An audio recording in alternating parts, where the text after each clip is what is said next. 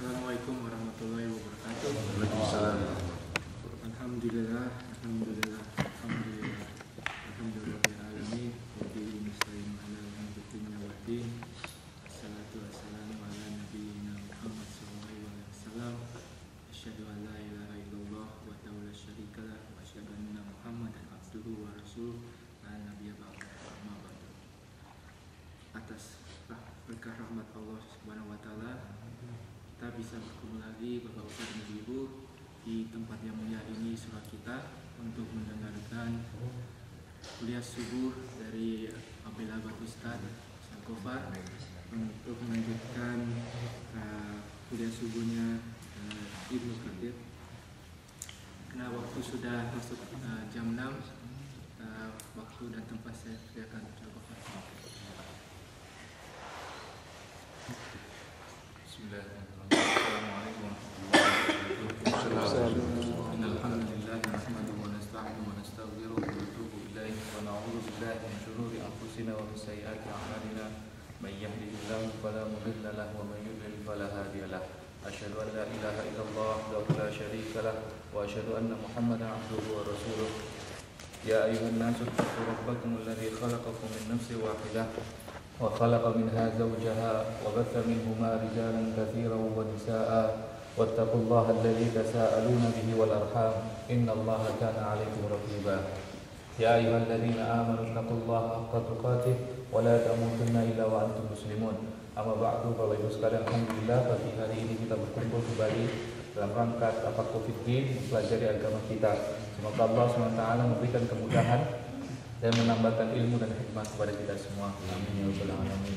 Alhamdulillah pagi ini Pak Dodi bersama Ibu juga hadir. Selamat datang Pak Dodi. Saya lama tidak ketemu Pak Dodi. Semoga menjadi haji mabrur. Amin ya rabbal alamin. Dan agar kita didoakan semua Pak untuk bisa ke sana juga, insyaallah. Kita akan melanjutkan kajian kita. Ada beberapa hal, mungkin 3 hal yang nanti kita sampaikan sedikit-sedikit. Yang pertama tentang, biar Mas Wahyu tidak penasaran tentang aurat laki-laki. Di atas perut. Nah, aurat laki-laki. 2, ada pertanyaan tambahan tentang duduk tawaruk dan duduk iftirash. Sedikit saja. Kenapa saudara-saudara kita terutama dari Saudi Arabia dan sebagian Turki itu kalau sholat mereka memakai celana yang agak di atas lutut? Itu banyak yang kita saksikan, bahkan perutnya kadang kelihatan. Ada sebuah hadis Rasulullah SAW mengatakan, ma tahta surrah ila rukbah minal aurat. Sesungguhnya apa yang di bawah pusar sampai dengan rukbah itu lutut, itu minal aurat. Ini yang dipakai oleh Imam Abu Hanifah untuk mengatakan bahwa sesungguhnya aurat laki-laki itu adalah pertengahan antara surah, pusar dengan lutut. Artinya pusar dengan lutut itu bukan aurat laki-laki. Dalil lain adalah bahwa Al-Hasan bin Ali radhiyallahu anhuma itu pernah terlihat pusarnya oleh Abu Hurairah, kemudian dicium oleh Abu Hurairah. Ini yang menunjukkan Imam Abu Hanifah mengatakan pusar dan lutut itu bukan aurat. Jadi sedikit memperlihatkan lutut itu tidak mengapa karena bukan aurat. Begitu juga pada pusar. Itu memang ikhtilaf di kalangan para ulama apakah pusar dan lutut itu aurat laki-laki atau bukan. Jumhur ulama sebenarnya mengatakan pusar dan lutut bukan aurat. Jumhur, mayoritas para ulama dalam itu. Ikhtilaf yang kedua tentang aurat laki-laki adalah apakah paha laki-laki itu aurat atau bukan aurat. Bahkan paha itu dibahas. Laki-laki bukan perempuan, perempuan bahaya. Sebagian mengatakan bukan aurat, termasuk mutaakhirin antara lain Syekh Shalih Utsaimin itu mengatakan bahwa paha laki-laki bukan aurat. Ini mungkin sebagian dipakai oleh teman-teman dari Saudi Arabia untuk menaikkan kaki. Tetapi ini mungkin sedikit banyak lemah pendapat ini, dan itu kritik pendapat ini oleh seorang syekh, saya lupa namanya, Syekh Ishaq kalau nggak salah, tentang pendapat ini. Karena memang ada pendapat bahwa Rasulullah itu pernah tersingkap pahanya, kemudian dilihat oleh para sahabat. Kemudian ada sebuah hadis bahwa Umar bin Khattab dan Abu Bakar itu bertandang ke rumah Rasulullah, dan Rasulullah SAW sedang tersingkap pahanya. Kemudian Aisyah mengatakan, ya Rasulullah, pahamu tersingkap. Ini Umar dan Abu Bakar mau datang, apakah aku persilahkan masuk atau tidak? Kemudian Rasulullah SAW mempersilahkan untuk masuk. Ini dipakai dalil bahwa sebagian, tetapi oleh Syekh Isa dikatakan boleh paha laki-laki itu tersingkap asal itu terpaksa. Karena pada saat itu Rasulullah itu memakai izar, sarung. Begitu. Maka yang terkuat adalah insyaallah taala bahwa paha laki-laki adalah aurat.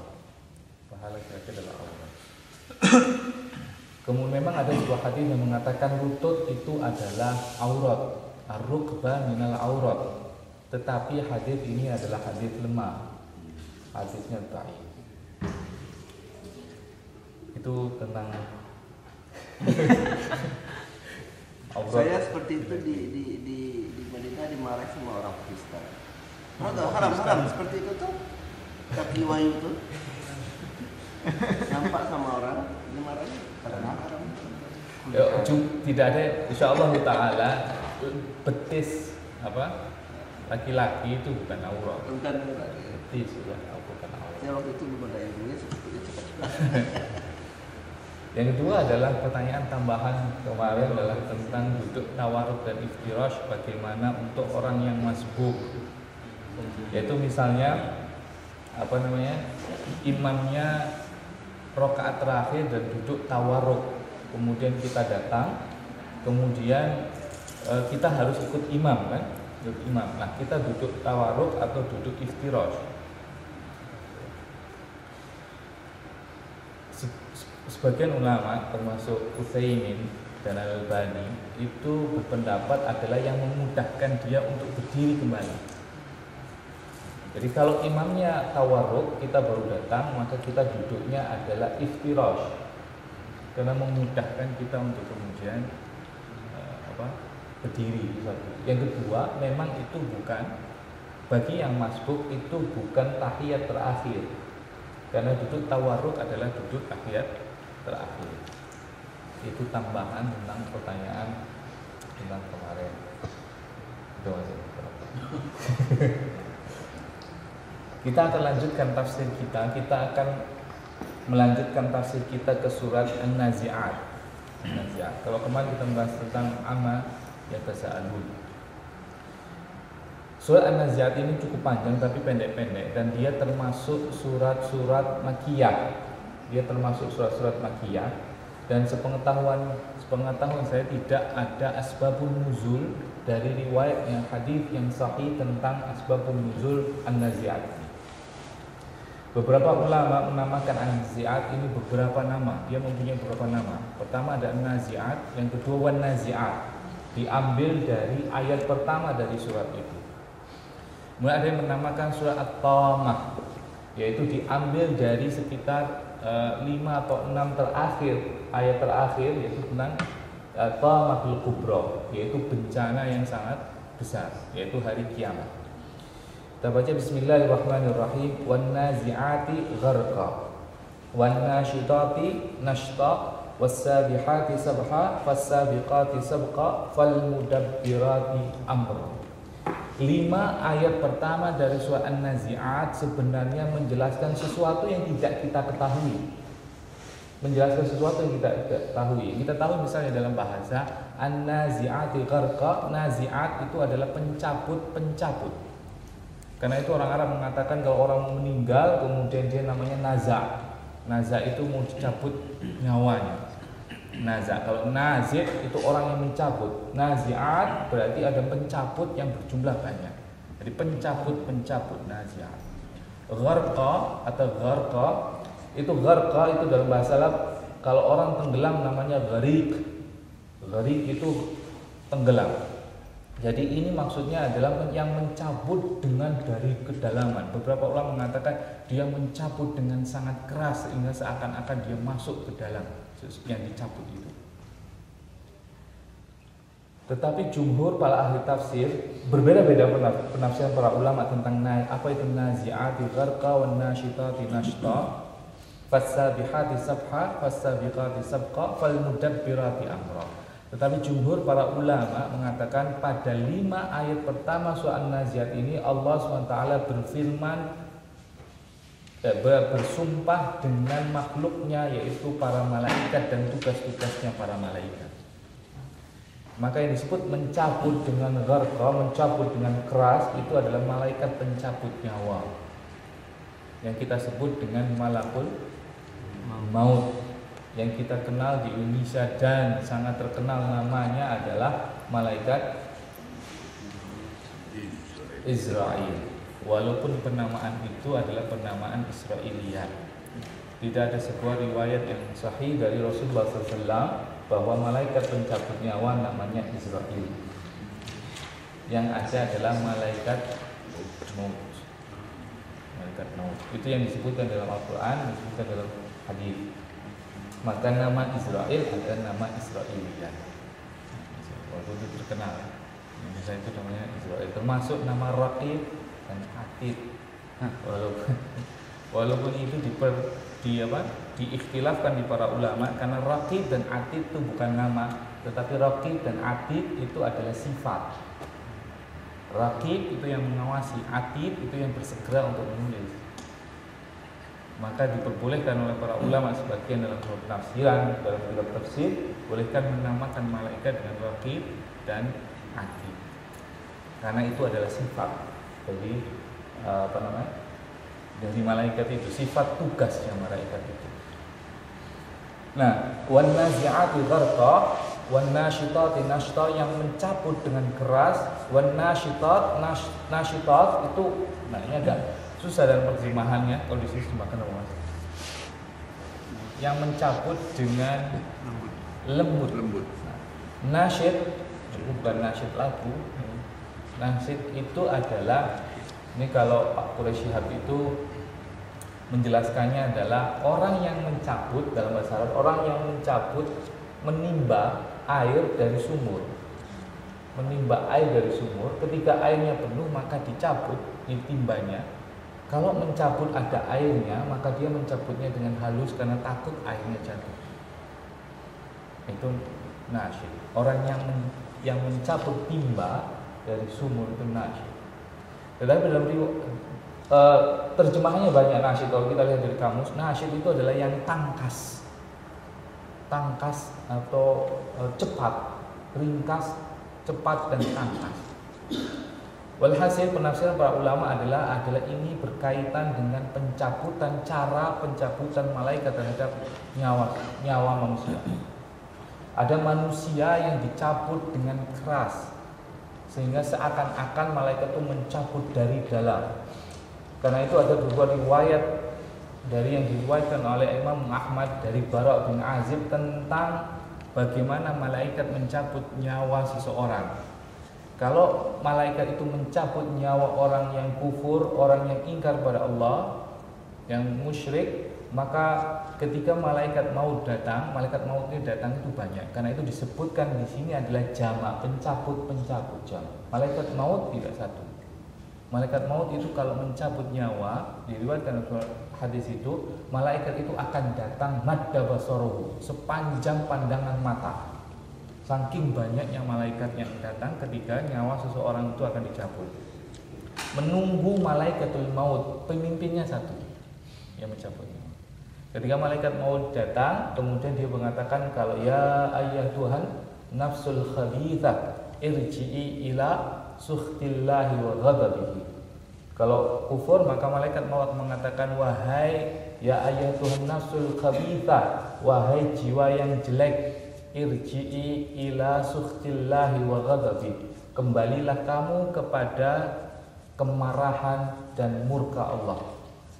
Karena dibilang begitu, maka ruh itu fatufraqu fi jasadihi, maka dia berpencar masuk ke dalam tubuh. Berpencar masuk ke dalam tubuh. Karena itu malaikat mautnya itu mencabut dalam sekali, karena dia berpencar. Seperti apa? Seperti dikatakan Rasulullah SAW, ka'anna safuta kama yantazi'u, kata Rasul, kama yantazi'u safuda min sufil mablul, dicabutnya itu seperti mencabut tusuk sate dari besi yang panas, dari sufil mablul, dari kain wol yang basah.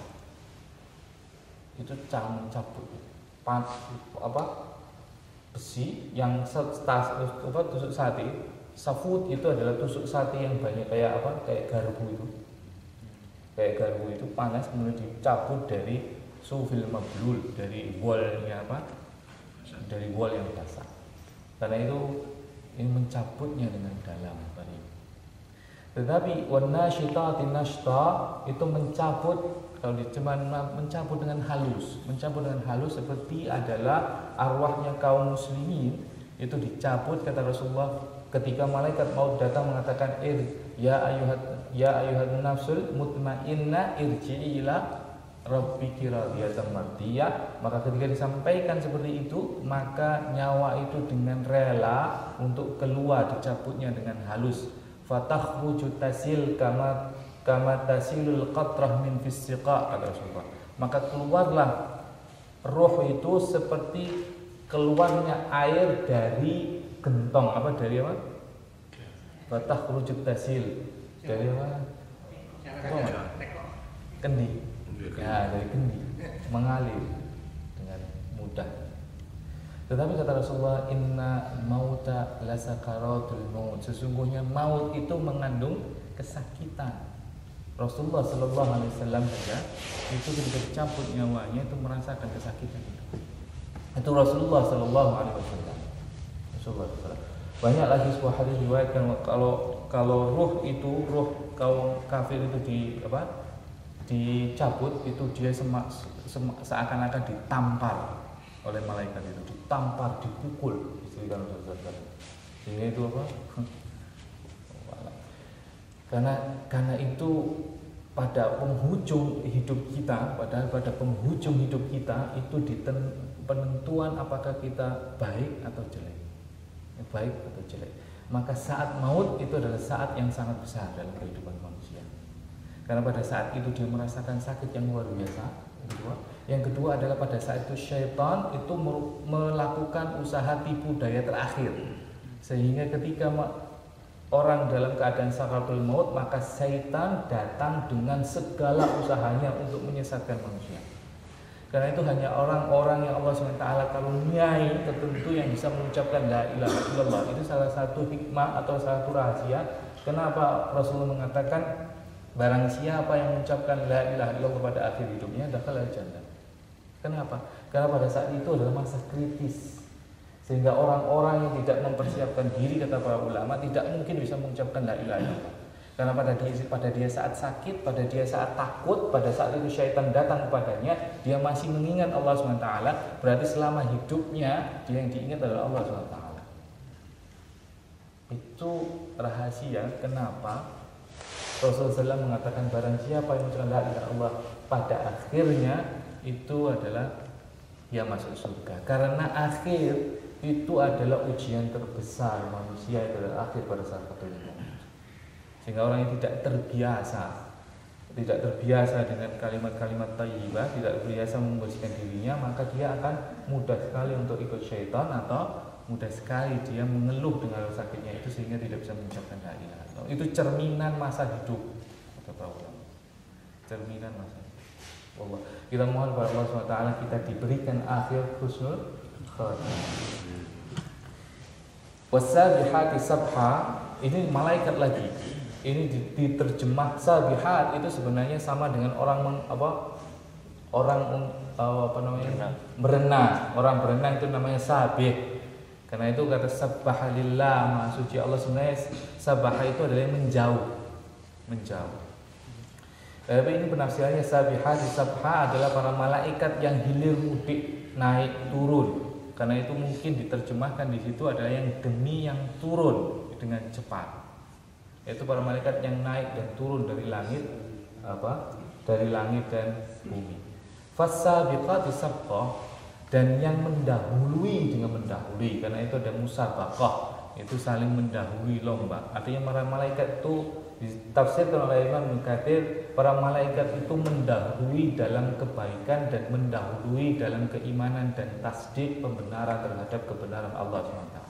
Itu para malaikat. Fal mudabbirati amra, dan yang mengutus dan yang mengatur perkara-perkara, mengatur perkara. Tugas malaikat itu banyak, ada yang mengatur angin, ada yang mengatur hujan dan lain sebagainya. Ini menunjukkan tugas-tugas dari malaikat.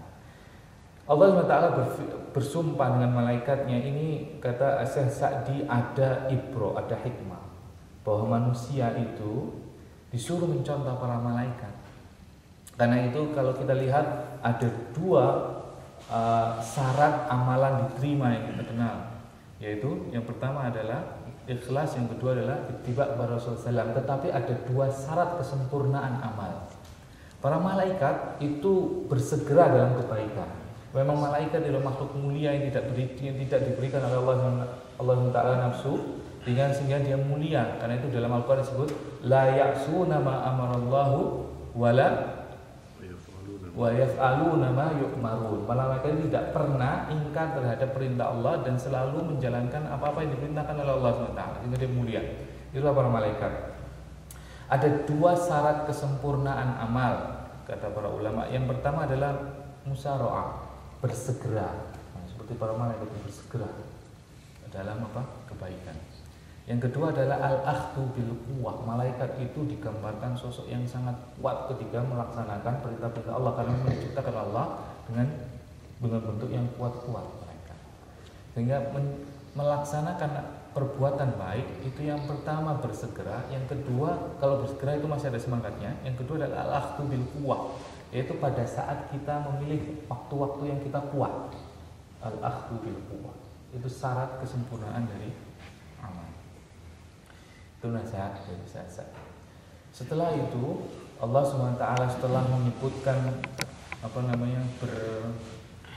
bersumpah dengan 5 hal, yaitu yang menunjukkan semuanya adalah para malaikat.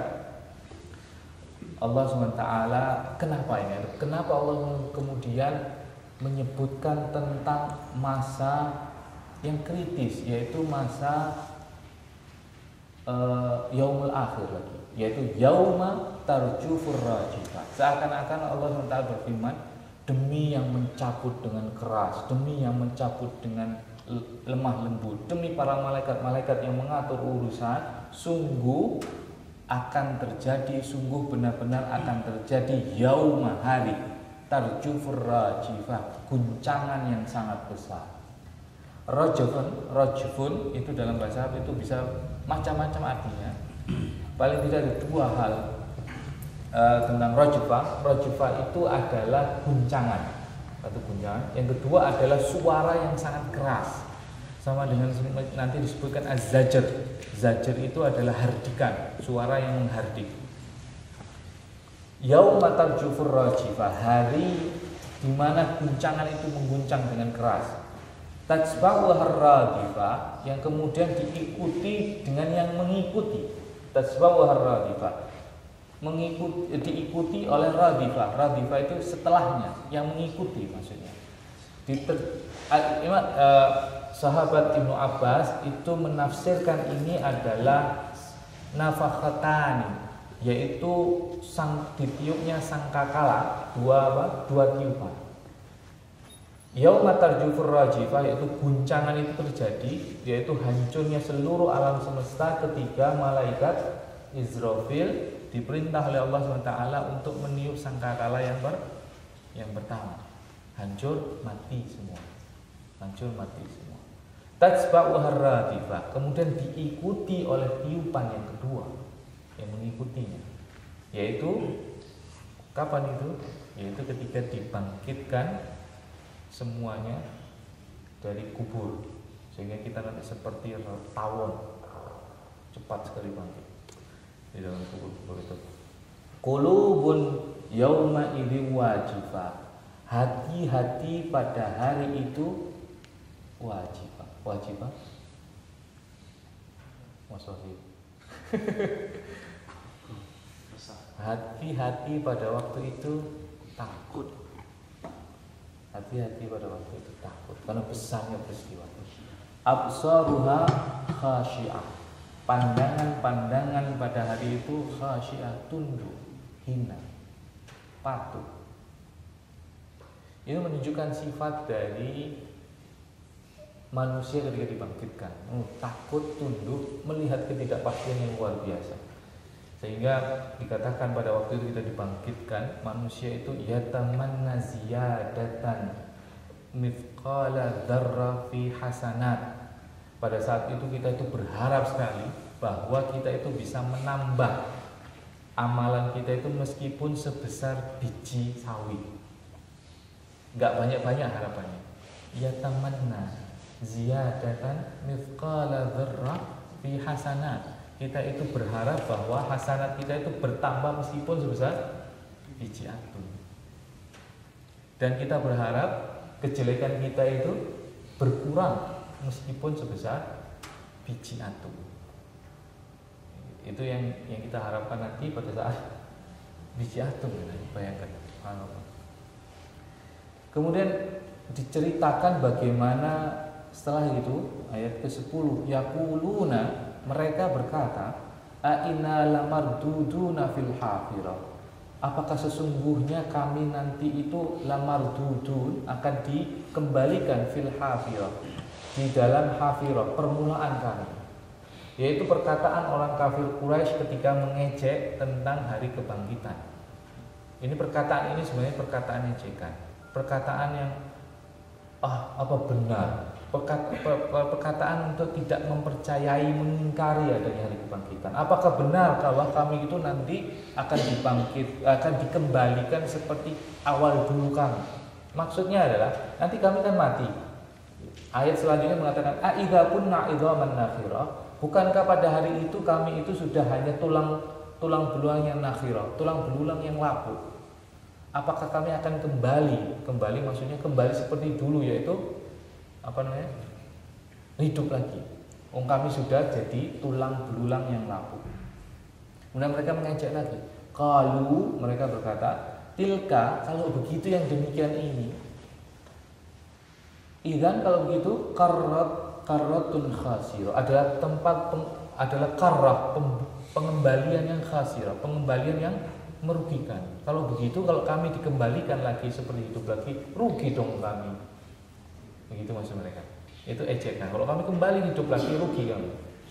Karena ejekan bahwa mereka kalau sudah mati selesai hidupnya, jadi tulang belulang yang nakhirah. Ada yang membaca nakhirah, ada yang membaca nakhirah. Tidak panjang. Boleh dibaca panjang, nakhirah. Boleh dibaca pendek, nakhirah.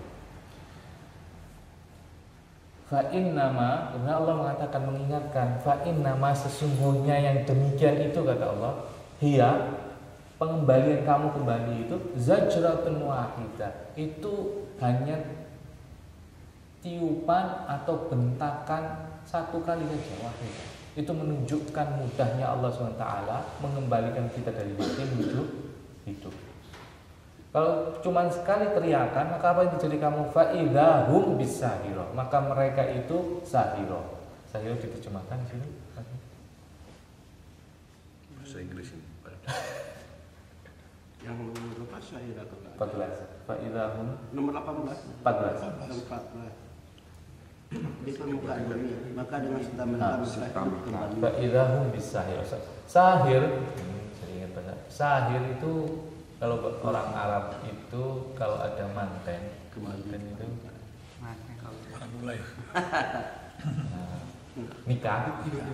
nikah malam itu biasanya ada yang namanya samar. Nah, samar itu mereka sebut dengan sahir. Itu Kembali. bukan. Itu tamu-tamunya itu samar, pesta malamnya itu dengan tidak tidur. Paksvati. Apa namanya? Mohon musik. Enggak ada. Kalau disebut samar sahir, acaranya samar sahir. Jadi mereka itu tidak tidur malam hari. Sahir itu tidak tidur malam hari. Ada-adang. Bukan. Hah? Gaplek. Macam-macam mereka. Macam-macam mereka, ada gaplek, ada tari zafir. Bukan mantennya, kalau mantennya tidur. Oh, mantannya tidur. Mantannya Kan mantannya yang dipakai. Kalau mantennya tidur. Ini cerita bukan masalah mantan, ceritanya yang mengantarnya Tamunya. tamu. Ada acara khusus namanya samar atau sahir. Dalam rangka apa itu ya? Itu ya pesta saja. Bisa hari kedua, bisa hari pertama, bisa hari ketiga. Mereka melakukan. Maka dengan tetangga mereka hidup dengan keburukan.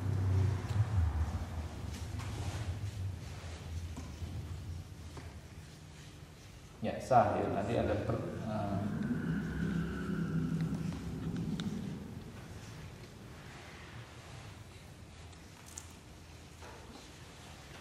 Fa'idahum bisahirah. Ibnu Abbas itu menafsirkan sahirah bisahirah al-ardu kullaha. Al-ardu kulluha. Itu menafsirkan sahirah itu adalah bumi seluruhnya. Wa kadza qala Sa'id bin Jubair wa Qatadah dan Abu Saleh. Begitu juga Qatadah dan Abu Saleh itu menafsirkan sahirah itu adalah bumi. Wa qala Ikrimah al-Hasan wa Dhahhak wa Ibnu Zaid bis-sahirah wajhul ard adalah permukaan bumi. Wa qala Mujahid kanu bi asfaliha wa akhriju ila a'laha. Qal bis-sahirah al-makanu mustawiyun. Mujahid itu juga menafsirkan sahirah itu adalah tempat yang rata. Maksudnya adalah pada mahsyar, karena kita dibangkitkan nanti pada bumi. Jadi nanti kita dibangkitkan itu di bumi, tetapi bukan bumi yang ini, yaitu bumi yang lain. Yaitu Allah mengatakan yauma tubaddalul ardu ghairal ardi was samawati wa barazu lillahil wahidul qahhar. Yaitu pada hari yang bumi itu diganti dengan bumi yang lain dan juga langit diganti dengan langit yang lain. Karena itu pada mahsyar adalah bumi, tempat yang ditafsirkan juga itu dia tidak ada amta yauma nusayyirul jibal wa taral ardu barizah. Tidak ada tempat yang tinggi dan tidak ada tempat yang rendah. Kalau bumi kita itu ada tempat yang tinggi dan tempat yang lembah. Nanti pada masa yang tempat kita dikembalikan dihidupkan itu di bumi yang tanahnya itu khaliyatah khubzatun naki, seperti adonan roti yang putih, tanahnya putih, adonan roti putih dan rata, mustawi, rata, tidak ada tempat yang tinggi dan tidak ada tempat yang rendah. Kemudian Allah SWT itu setelah itu ayat selanjutnya sudah waktu.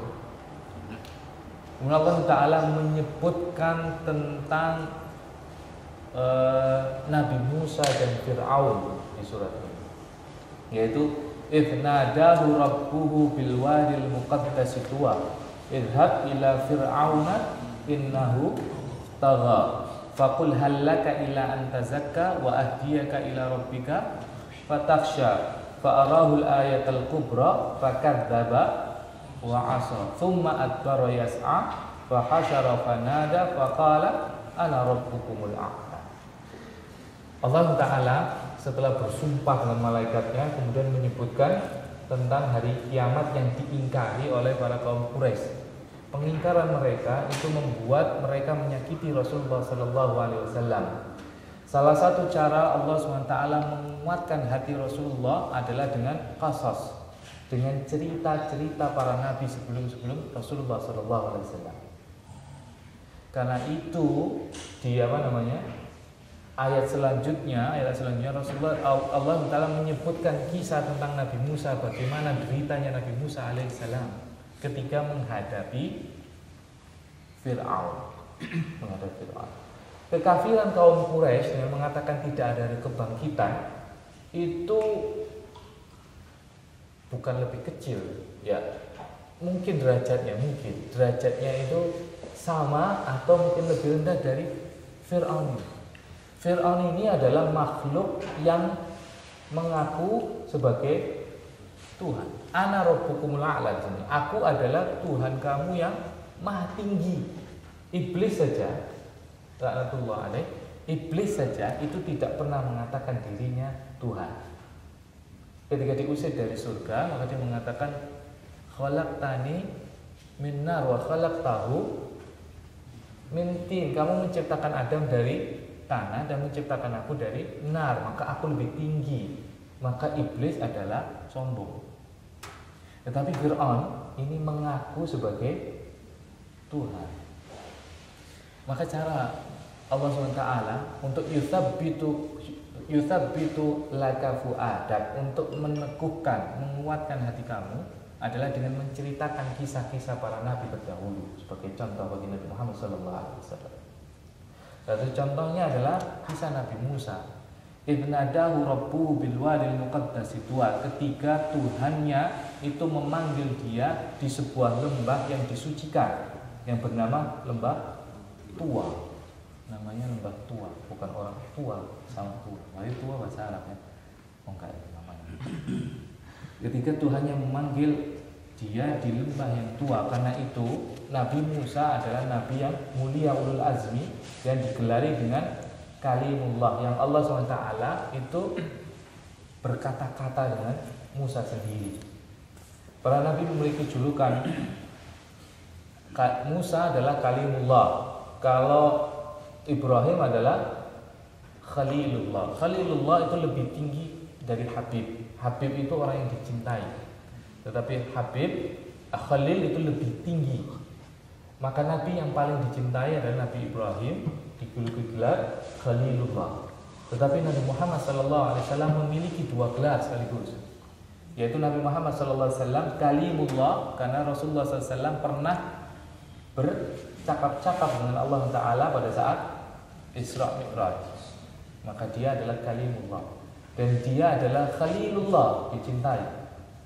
Karena di sebuah hadis Rasulullah mengatakan, sesungguhnya Allah mengambil Ibrahim Khalilullah dan mengambil aku sebagai Khalilullah. Maka Nabi Muhammad SAW memiliki dua gelar sekaligus, yaitu Kalimullah dan Khalilullah. Kemudian Allah mengatakan kepada Musa, idhab ila fir'auna innahu tagha. Pergilah kamu kepada Fir'aun, sesungguhnya dia tagha, melampaui batas. Fakul, dan katakan kepada dia, halaka ila anta zakka, apakah engkau mau untuk mensucikan diri wahai Fir'aun? Wa ahdiyaka ila rabbika fatahsya. Kalau kamu mau mensucikan diri, maka aku akan menunjuki kamu kepada Tuhan kamu, fatahsya, engkau akan takut kepada Allah Taala. Fa'arahul ayatul kubra, maka diperlihatkan kepada Fir'aun itu tanda-tanda yang besar. Tetapi apa yang dilakukan oleh Fir'aun? Fakadzdzaba wa 'asha, tetapi dia mendustakan dan ingkar, bermaksiat. Tsumma adbara yas'a, kemudian dia berpaling, yas'a, dan berusaha, yaitu berusaha untuk menentang Nabi Musa. Fahasyara fanada, dan dia mengumpulkan fanada, dan kemudian dia memanggil. Faqal, kemudian Fir'aun berkata, ana rabbukumul a'la, aku adalah Tuhan kamu yang maha tinggi. Di dalam ayat lain, ketika Allah SWT menyuruh Nabi Musa pergi kepada Fir'aun, Nabi Musa dan Nabi Harun, maka Allah mengatakan, idhaba ila fir'auna innahu tagha. Yang menarik ini, faqula lahu qawlan layyinan la'allahu yatadzakkaru aw yakhsha. Katakanlah kamu berdua, Harun dan Musa, dengan qawlan layyinan, dengan perkataan yang lemah lembut, la'allahu, semoga dia Fir'aun yatadzakkara aw yakhsha, ingat dan kemudian takut. Ada cerita unik diceritakan dalam sebuah kitab oleh Imam Al-Qayyim. Ada seorang ulama datang kepada penguasa.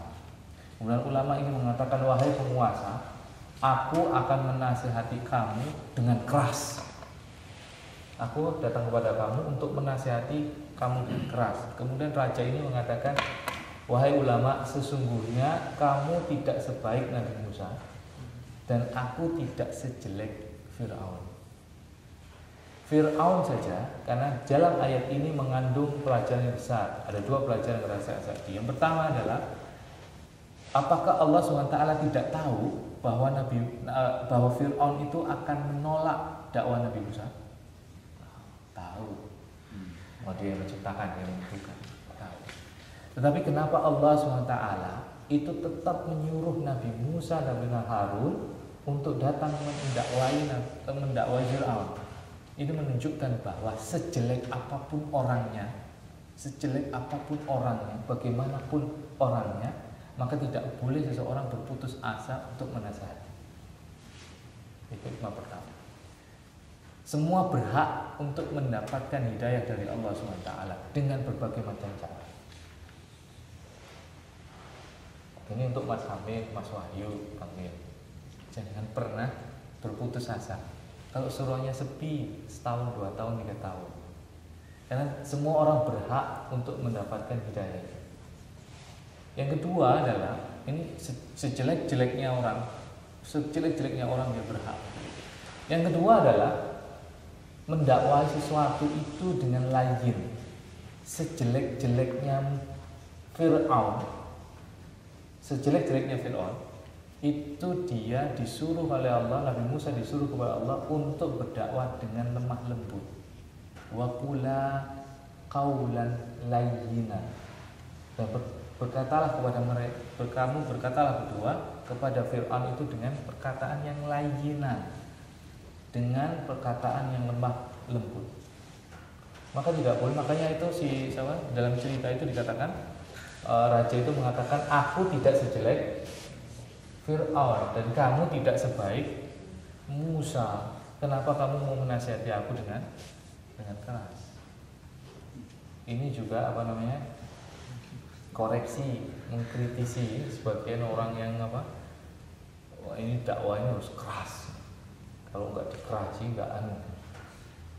Nabi Fir'aun yang seperti itu disuruh Nabi Musa. Musa itu adalah orang terbaik, Nabi ulul azmi.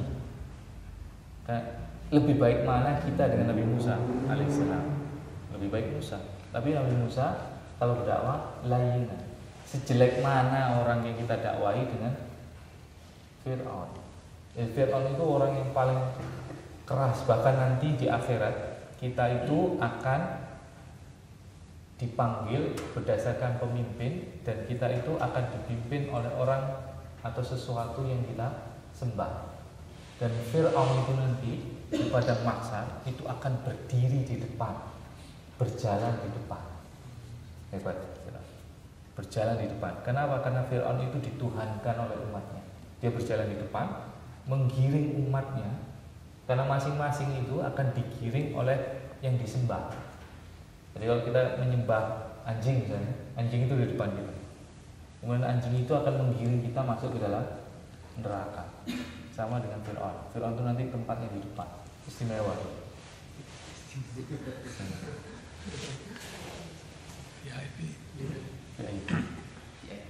Allah melanjutkan, fa'akhadallahu nakalal akhirati wal ula. Maka Allah menimpakan kepada dia itu siksa di akhirat dan di dunia. Kemudian Allah mengatakan, inna fi dzalika la'ibratan liman yakhsha. Sesungguhnya di dalam hal itu, cerita tentang Fir'aun dan Nabi Musa, itu ada ibrah, ada pelajaran bagi siapa? Liman yakhsha, bagi orang yang takut. Sehingga ini ada poin penting. Orang yang tidak takut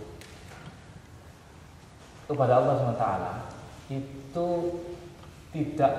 bukan tidak mungkin, akan susah untuk menerima nasihat.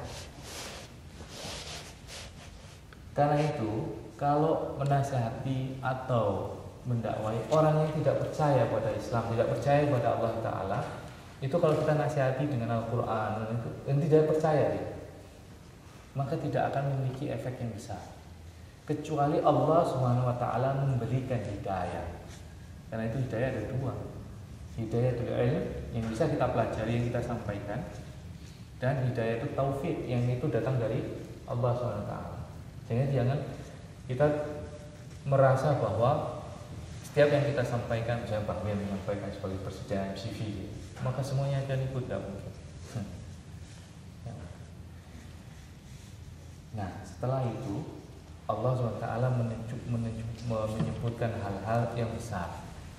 Ini menyindir manusia, kalau kamu tidak percaya bahwa kamu akan dibangkitkan sehingga kamu menyakiti Nabi Muhammad SAW. Padahal kamu itu ciptaannya itu ciptaan yang mudah sekali bagi kamu.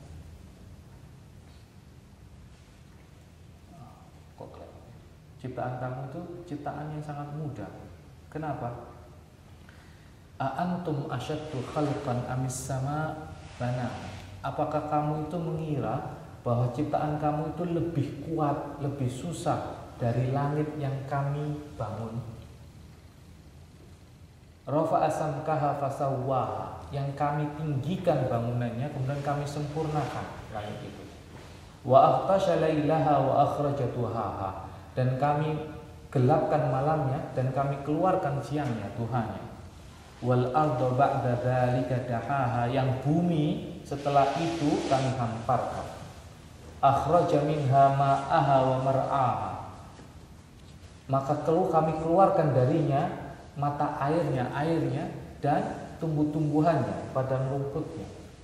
Wal jibala arsaha, dan jibal, gunung, arsaha kami pancangkan untuk menguatkannya.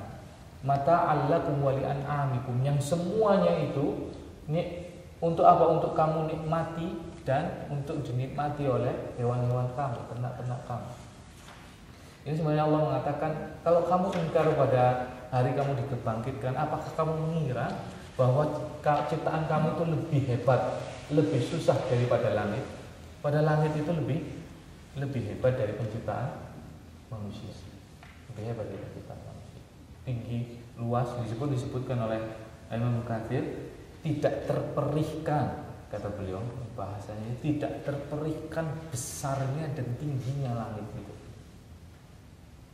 Tidak terperihkan besarnya dan tingginya langit itu.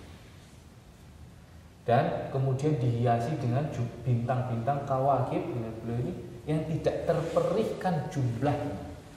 Tidak ada satupun orang yang mengetahui berapa jumlah. Kemudian setelah itu Allah SWT menutup dengan menunjukkan nanti setelah pada hari kebangkitan ada dua nasib manusia, ada dua tempat manusia, ada yang masuk neraka, ada yang masuk surga.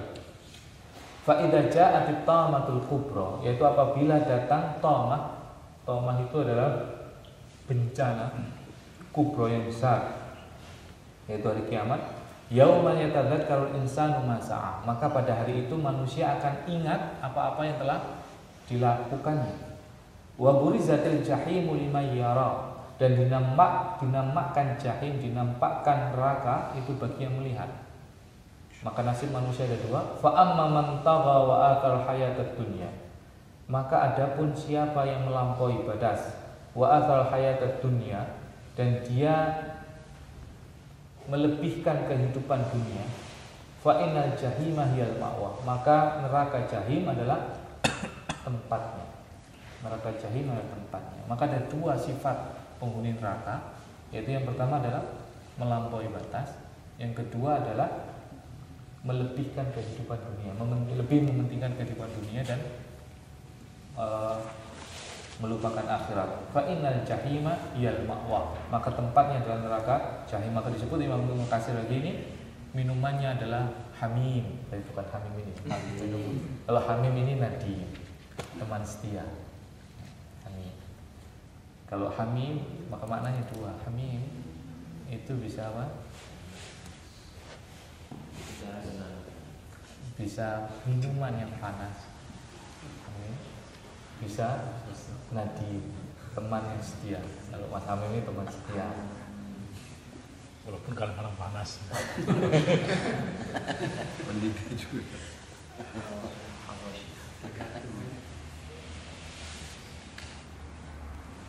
Wa amma man khafa maqama rabbih wa nahan nafsa 'anil hawa, dan adapun orang yang takut terhadap kedudukan Tuhannya dan menahan hawa nafsunya dari hawanya nafsunya, fa innal jannata hiyal ma'wa, maka tempatnya adalah di surga. Kemudian ditutup yas'alunaka 'anis sa'ati ayyana mursaha, dan mereka bertanya kepada kamu tentang kapan datangnya hari kiamat itu, datangnya mursaha, kapan datangnya.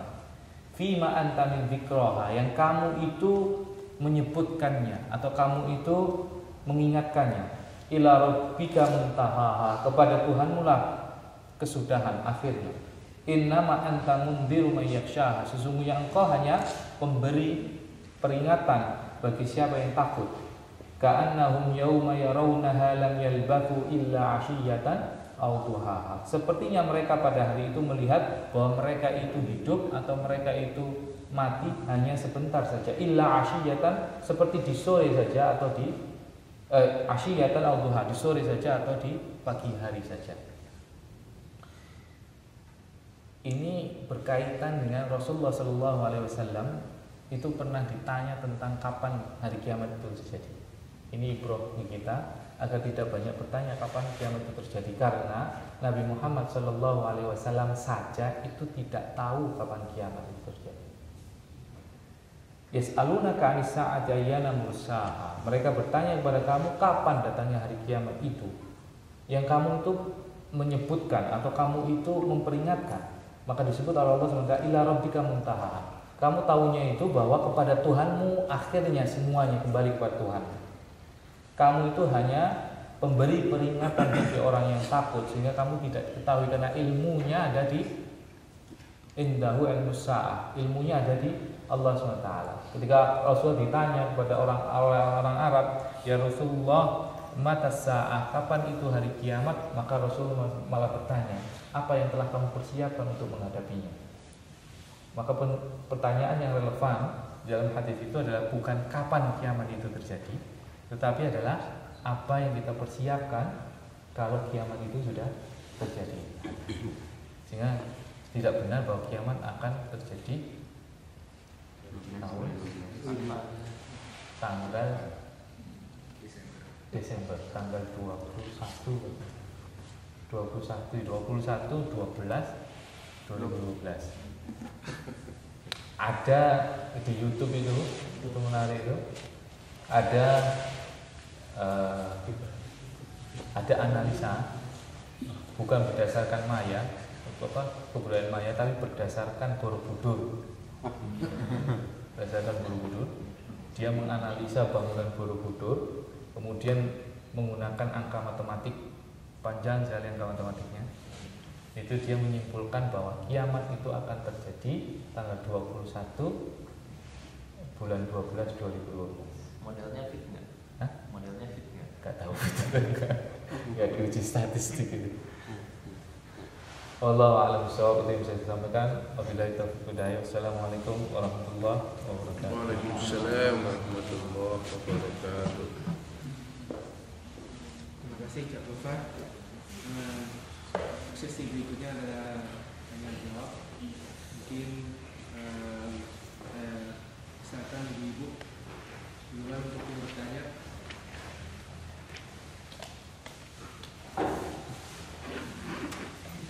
Ibu, kalau saya kasih waktu untuk berpikir dulu deh kalau gitu. Aku ada satu pertanyaan Kang Far. Itu kan katanya tadi bahkan iblis pun tidak pernah mengatakan bahwa dirinya Tuhan gitu ya. Tapi selalu menunjukkan manusia ke Tuhan yang lain, tanda kutip gitu. Tapi kan ada hadis yang menyatakan kita tidak boleh sujud pada waktu matahari baru terbit, matahari baru terbenam, dan di puncaknya itu ya. Itu karena katanya mengikuti itu kan karena katanya mengikuti suatu kaum yang dulu menyembah matahari, dan katanya syaitan laknatullah itu ketika mereka sujud itu berdiri di depan mereka gitu. Apakah itu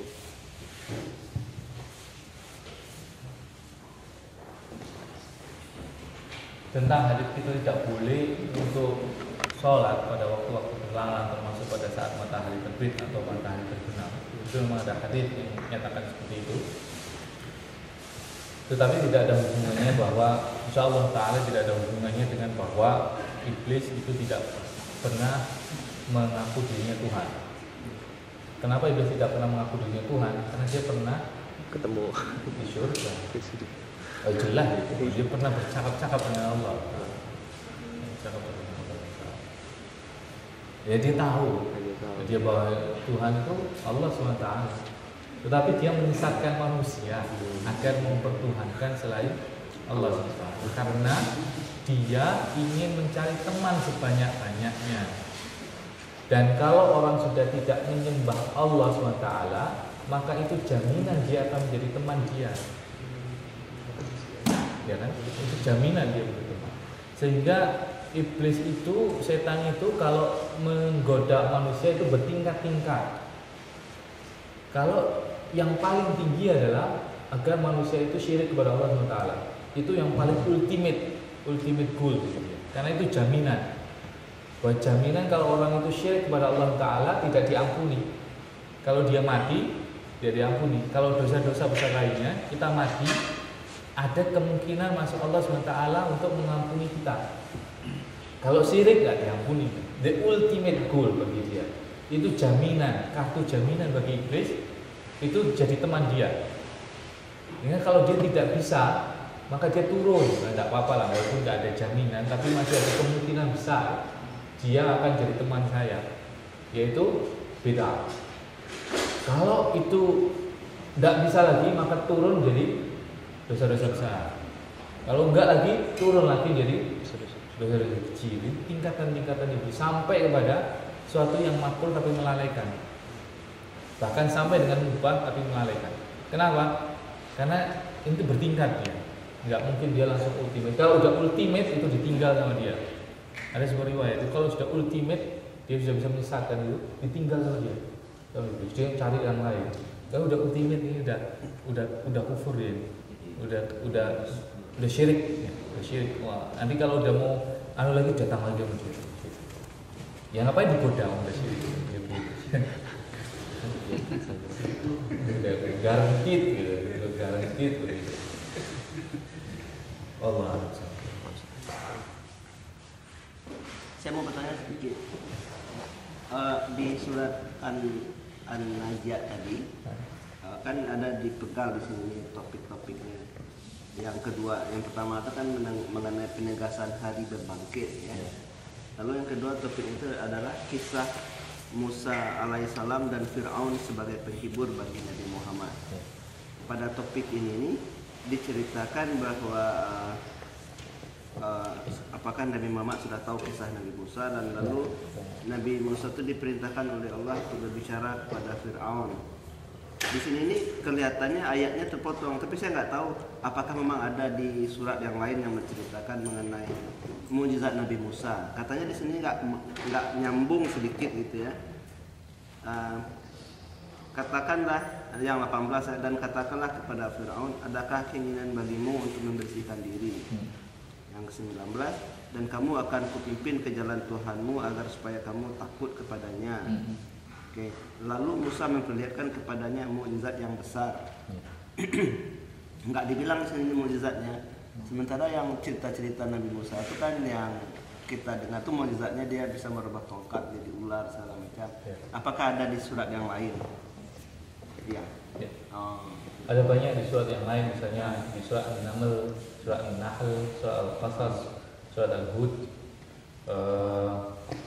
Misalnya Nabi Musa disuruh fa'alqi asaka, lemparkanlah tongkatmu, kemudian menjadi ular. Kemudian disuruh oleh Allah SWT dalam surat An-Nahl, keluarkanlah tanganmu, bayda, kemudian menjadi putih yang bersinar tangannya Nabi Musa. Memang disebutkan ini tidak disebutkan mukjizat-mukjizatnya, tetapi di ayat-ayat lain di surat Thaha itu juga disebutkan tentang apa mukjizat-mukjizat Nabi Musa, kisah-kisah tentang Nabi Musa.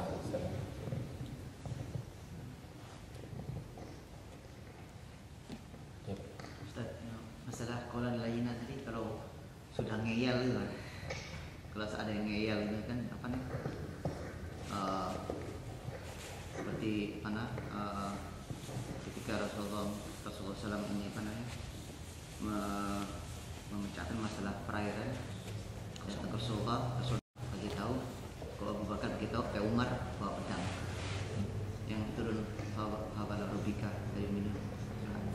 Kemudian kolam tadi gua perkataan yang menyelekit itu gimana menurut?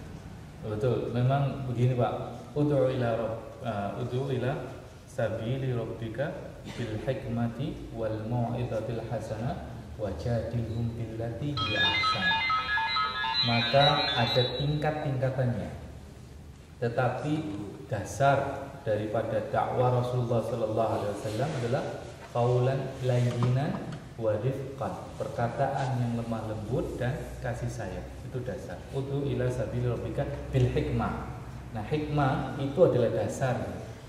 Hikmah itu untuk orang-orang yang udah percaya, udah tidak menantang.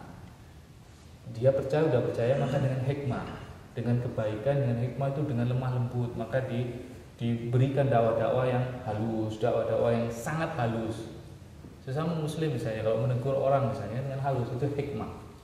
Tingkatan yang kedua adalah mau'izah hasanah. Mau'izah hasanah itu adalah perkataan yang nasihat-nasihat yang hasanah. Kalau ulama mengatakan ini ada orang yang mungkin salah paham, sehingga dia tidak benci pada dakwah itu, tapi dia mungkin salah paham, maka harus dengan mau'izah hasanah, dijelaskan dengan tentang surga, tentang neraka. Itu targhib wa tarhib, dianjurkan kemudian diancam, mau'izah hasanah, tapi tetap lain. Maka yang tingkatan terakhir adalah wajadilhum billati hiya ahsan. Kemudian adalah jidal, berdebat, berargumen. Tetapi wajadilhum billati hiya ahsan, berdebatlah, berargumenlah billati hiya ahsan, yang lebih baik daripada dia berdebat. Lebih baik daripada dia berdebat. Sehingga orang itu bermacam-macam. Ada orang yang bandel, orang yang keras sekali, kemudian perlu disindir, tapi sindiran itu tetap harus lebih baik daripada dia menyindir atau menghardik kita. Wajadilhum billati hiya ahsan. Kalau Rasulullah SAW itu menyindir dengan agak perkataan yang keras, tetapi itu lebih baik daripada orang yang dihadapi oleh Rasulullah SAW. Memang tergantung pada orangnya. Kalau Umar itu memang temperamen, tetapi Umar itu punya kasih sayang luar biasa. Umar itu keras tetapi pada tempatnya, dan itu tidak semua orang bisa melakukan itu. Dan Umar itu keras pada tempatnya karena ilmunya banyak. Tapi kalau kita sekarang keras, ilmunya nggak ada, yang ada adalah ngawur. Itu yang kita takutkan, Pak. Karena itu misalnya ada nasihat misalnya, apakah boleh laki-laki menceraikan istrinya dengan kalau orang tuanya menyuruhnya. Kalau orang tuanya menyuruhnya sebagaimana kisah Nabi Ibrahim dan Umar, maka dikatakan kalau orang tuamu seperti Umar dan orang tuamu seperti Ibrahim boleh. Agar lihat orangnya. Kalau seperti Umar ya nggak apa-apa. Ya, kerasnya Umar itu terukur. Itu yang kita takutkan, Pak. Sekarang itu banyak yang nggak punya ilmu, tetapi ilmu ya begitu. Semangatnya tinggi, semangat boleh, tapi ilmunya harus tinggi. Misalnya masa hukum orang mencuri di kita itu kan kebablasan. Hukum orang mencuri itu dibunuh, dipukul, dibakar, dibunuh. Ya apa hukumnya mencuri kalaupun itu hukum had? Apakah seperti itu? Enggak. Itu prosesnya panjang sampai hukum had itu. Dan kalaupun jatuh hukum had, enggak dibunuh, enggak seperti itu. Itu keterlaluan gitu.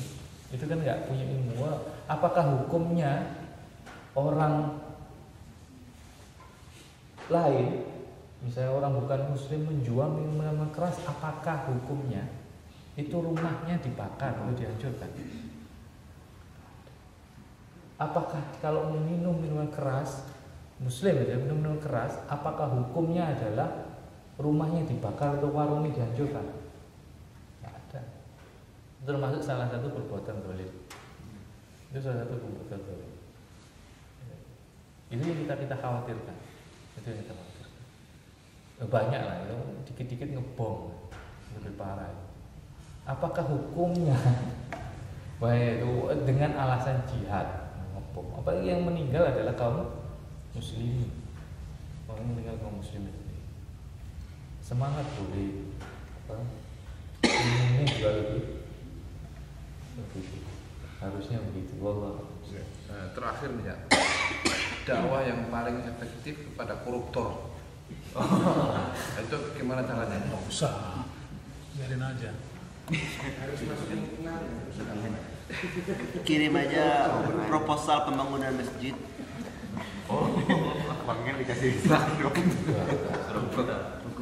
Ada ibrah yang diberikan oleh para ulama tentang datangnya hukum kepada Nabi Musa alaihi salatu wassalam, kemudian membandingkan dengan Nabi Isa alaihi salatu wassalam, dan hukum yang diturunkan kepada Nabi Muhammad sallallahu alaihi wasallam. Nabi Musa alaihi salatu wassalam itu menghadapi sebuah kaum yang baru bebas dari perbudakan, yaitu dari perbudakan Firaun, kemudian dibebaskan oleh Nabi Musa, sehingga masyarakatnya adalah masyarakat baru yang dulunya budak, kehidupannya keras, tidak karuan, tidak mengerti hukum. Sehingga kalau kita tahu hukum aurat adalah hukum yang paling keras. Dikit-dikit bunuh. Misalnya syirik, bunuh diri hukumnya. Makan rampasan perang tak boleh. Hukumnya keras hukum Taurat itu. Kemudian ketika masa Nabi Isa alaihi salatu wassalam, hukum yang sudah ada dalam masa Nabi Musa alaihissalam itu membuat masyarakat Yahudi dan hukumnya keras, menjadi keras mereka. Kemudian diturunkan hukum yang sangat lembut, yaitu hukumnya Nabi Isa alaihissalam, sehingga kasih sayang, sehingga ada istilah Allah alam sawab, itu benar tidaklah hukum kalau kamu dipukul pipi kanan apa? Berikan kiri, itu mengendurkan apa? Hukum-hukum yang ada di hukumnya dari Musa. Tapi Nabi Muhammad SAW pertengahan. Pertengahan. Maka ada fase-fase, mungkin kalau negara kita itu mungkin lah maksudnya. Itu adalah fasenya Nabi Musa alaihissalam. Jadi masyarakat kita itu masyarakat yang baru bebas, sehingga hukumnya itu harus hukum keras. Hukum keras seperti Nabi Musa alaihissalam. Kalau hukumnya lembek, ya susah. Dengan untuk efek jerahnya Pak, belum keras. Banyak ini Nabi Isa di sana. Nabi Isa itu banyak hukum Nabi Isa. Ya orang penjara bisa menikmati penjara yang sangat gampang, yang sangat indah. Harusnya ya memang masih digodok, suruh apa itu, kerja paksa. Iya, kerja dipaksa itu untuk kerja paksa, koruptor itu untuk kerja paksa. Bersihkan got ya. Dan tidak dibayar. Iya. Ya cuma intermezzo aja terus. Kang Benny itu yang minta. Koruptor dengan bom bunuh diri. Saya soal ditanya sama orang dan daripada saya nggak bisa jawab kan, saya tanya sama beliau. Saya bertanya ke orang. Tambahan mungkin Pak, tadi mengenai dakwah yang memang jadi terkait dengan hukum Taurat yang keras itu. Kalau saya lihat, misalnya fenomenanya FPI gitu. Memang satu sisi kita lihat ini kadang kelewatan dengan cara dia gitu. Tapi di sisi juga saya lihat ini kalau nggak ada FPI mungkin yang para pemilik barang itu juga makin gila ya. Sebenarnya ketika datang hari bulan Ramadan mereka juga mesti seksual karena nggak ada yang takut. Karena toh ada orang FPI pun mereka tetap melakukan hal yang seperti itu. Jadi mungkin satu sisi kita perlu juga gitu. Ada dakwah yang keras ya gitu. Ada kaidah besar di dalam agama itu yang ada dalam surat Nazi'at itu, menyuruh orang itu menuju jalan Allah, untuk takut kepada Allah. Sehingga tidak boleh kita memakai cara-cara Robin Hood, yaitu apapun caranya itu kita halalkan. Karena pada dasarnya ketika kita menghalalkan segala cara itu tidak menyeru kepada Allah, hasilnya tidak akan pernah bagus. Apapun caranya, kelihatannya dalam jangka pendek itu bagus, tapi jangka panjang tidak akan bagus. Itu pasti. Termasuk ini mungkin kritikan di kita itu, dakwah itu, para ustadz kita itu seperti pelawak, seperti selebritis, sehingga orang memang benar orang akan senang mendengarnya, itu akan senang, orang itu akan senang sehingga datang, tetapi itu jangkanya jangka pendek, karena yang harusnya kita sampaikan qaulullah wa qaulur rasul, perkataan Allah dan perkataan Rasul, dan hanya dengan mengambil dasar-dasar Allah dan Rasulnya itu Al-Quran dan Sunnah, itu yang bisa merubah orang. Banyak ustadz kita itu kalau sudah efeknya itu sangat pendek gitu. Rame, nanti kalau ustadznya selesai, ustadznya ada apa dikit itu hilang, sehingga orang melihat itu bukan yang disampaikan tetapi orangnya. Karena yang disampaikan tuh kadang pendapat pribadi, kadang macam-macam yang disampaikan, bukan qaulullah wa qaulur rasul. Itu yang harus kita camkan benar-benar. Sehingga itu bedanya dakwah para sahabat, dakwah para tabi'in dengan dakwah kita sekarang. Sehingga harusnya itu dua-duanya kan, yang ustadznya juga yang ida-ida kita, ulama-ulama kita, dan umatnya sama. Umatnya nggak boleh melihat orangnya, tapi isinya. Tetapi ustadznya juga isinya itu harusnya qaulullah wa qaulur rasul, bukan pendapat dia. Maka berbeda efeknya ketika kita mengucapkan sesuatu itu dengan qaul tsabit namanya, dengan perkataan-perkataan yang tsabit, perkataan yang kuat, yang kokoh. Efeknya mungkin tidak menarik, efeknya mungkin jangka panjang, tetapi itu dakwah tidak mungkin jangka pendek. Dakwah itu pasti jangka panjang. Dan kalau terjadi sesuatu dengan ustadznya, insya Allah umatnya nggak pergi, karena yang dipegang adalah perkataannya, dasarnya, basicnya. Itu loh. Jadi nggak mungkin ada positif. Semua di dunia ini ada positif, ada negatifnya. Tetapi negatifnya insya Allah lebih besar dalam jangka panjang. Nggak mungkin dakwah. Orang masih melihat gitu ya.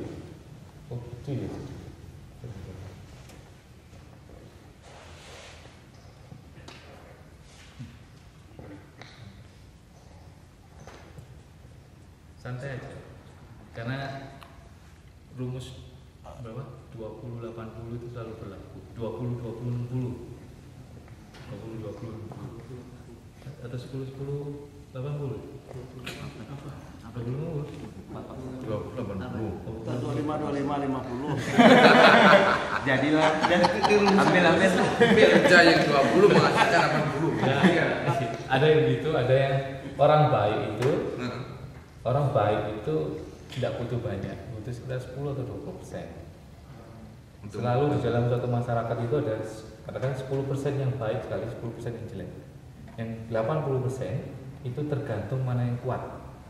10% yang jelek yang kuat atau 10% yang jelek. Yang 80 itu floating mass. Nah, itu kuat-kuatan antara Itu kurban 10% yang baik dengan 10% yang jelek. Nah, kalau masyarakat kita itu belum sampai 10%, atau yang 10% itu belum kuat, nggak mungkin yang 80% akan ikut 10%. Dan yang kebetulan yang 10% yang jelek ini kuat.